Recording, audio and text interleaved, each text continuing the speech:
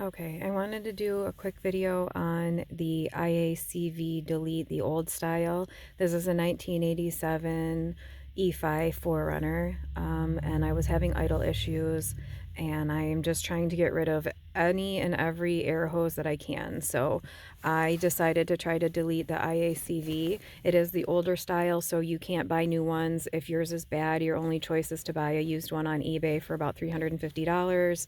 Hope that it works. Or some people I've heard have just swapped out their whole entire upper intake plenum and a new throttle body to the 88, 89 style that has the integrated IACV, that you can either still buy those to replace or they're easier to fix. I'm not sure. But I decided to just delete mine, and I'm going to show you how I did that, and then we'll come in and start the car and talk about that. It hasn't been started since Sunday. It's Wednesday today.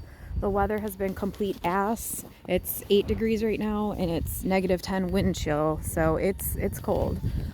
So what you do is your IACV, the older style, usually sits, down in here.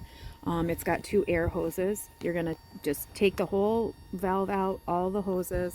You're gonna cap the port that goes to your throttle body, and you're gonna cap the port that goes to the side of your intake. Those are your air ports. And then you're going to have, one moment, your coolant passages. You'll have 2 coolant hoses. You'll just take one of them, clamp it to the coolant passage that goes up to your throttle body, and then the one that's down here, and that just creates a loop, so you've closed off that opening and you're good to go. So let's start it. I'll just show you. This intake is cold as ice. It hasn't been started in days. So I'm gonna start it, and I'll kind of tell you what you got to do there. Sorry for the beeping, that is annoying.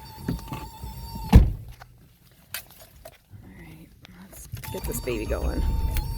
Okay, so what you have to do if you live in a cold climate, you have to keep your foot on the gas when you do this and keep that throttle plate open a little bit, because you don't have that valve sending air to your intake anymore.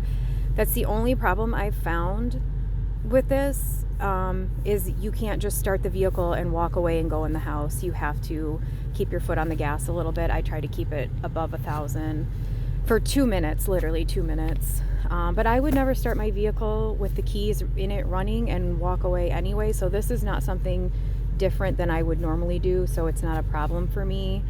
And I will point out the electrical connection at the back of the valve. I didn't know if I unplugged that, if the ECU was gonna get upset, or if I would have to put in some kind of resistor. I didn't do anything. I just left it unplugged sitting there, and I've driven this probably 2 or 3 times, a total of 30-40 miles, and I haven't had any issues. There's no check engine lights, and it's running so much better. My idle is stable, usually right around 750 when it's warm, and I haven't had any problems. So I like this delete here.